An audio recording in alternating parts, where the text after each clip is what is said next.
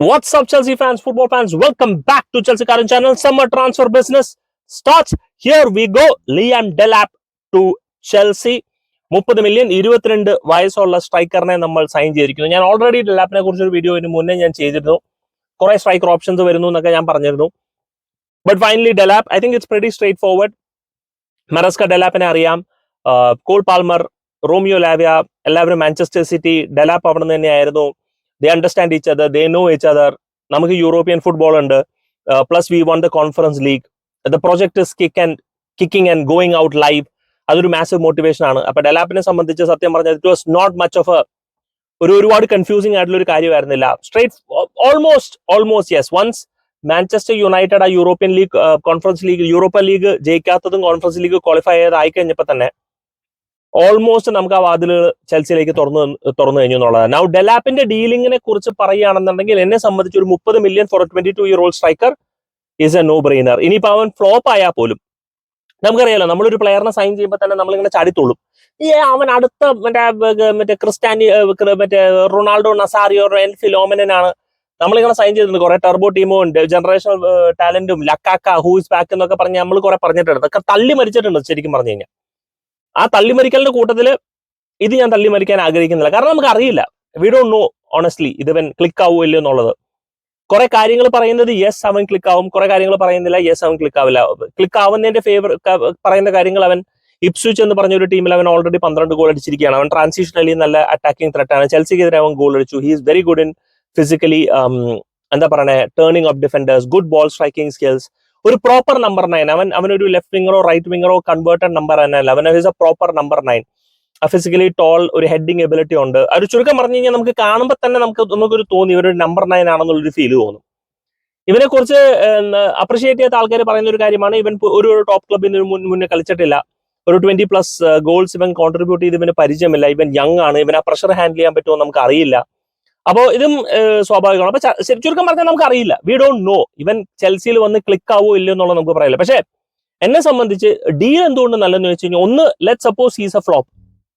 Okay, ഇപ്പോഴത്തെ സിറ്റുവേഷനിൽ ചെൽസിയിലെ flop എന്നൊക്കെ പറഞ്ഞു കഴിഞ്ഞാൽ അവനൊരു 10-12 ഗോളെങ്കിലും ഒരു സീസണിൽ തരും. അതാണ് അവന്റെ ഫ്ലോപ്പ് സ്റ്റേറ്റസ്. 22 വയസ്സ് പയ്യൻ, 30 മില്യൺ നമ്മൾ ഡീൽ സൈൻ ചെയ്തു. നാളെ നമുക്ക് വിൽക്കണം എന്നുണ്ടെങ്കിൽ wouldn't be much of a head ഏക്ക്.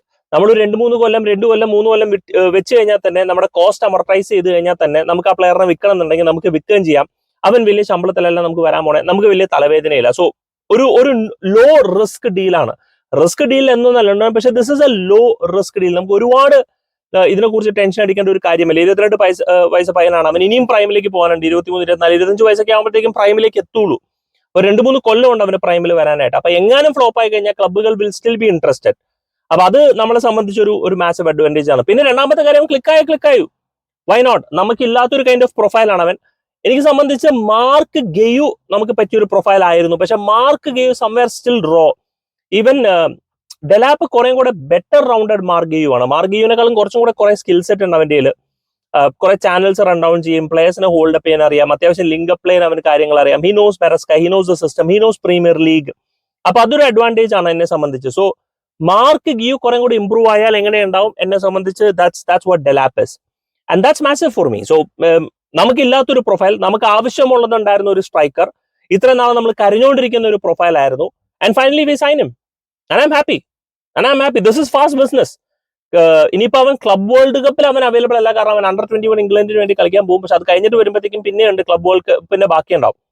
അപ്പൊ അവൻ അവൈലബിൾ ആയിരിക്കും അതിനുശേഷം എന്നുള്ളതാണ് പറയപ്പെടുന്നത്. അപ്പൊ അവൻ ഇംഗ്ലണ്ട് 21. പിന്നെ ഡെലാപ്പിനെ സംബന്ധിച്ച് അവന് വേൾഡ് കപ്പിലേക്ക് സെലക്ട് ചെയ്യപ്പെടണം, ഇംഗ്ലണ്ട് ടീമിലേക്ക് സെലക്ട് ചെയ്യപ്പെടണം എന്നൊരു ആഗ്രഹമുണ്ട്.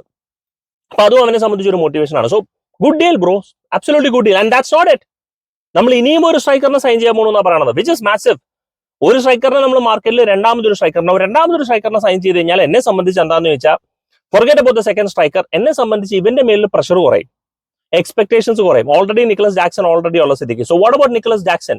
നൗ ഹ്യൂഗോ എക്കിറ്റിക്കയുടെ പേര് കേൾക്കുന്നു, ബെഞ്ചമിൻ സെസ്കോന്റെ പേര് കേൾക്കുന്നു, ഗ്യോക്കറസിന്റെ പേര് കേൾക്കുന്നു. Sesko and Gyokeres are already discussed by Arsenal.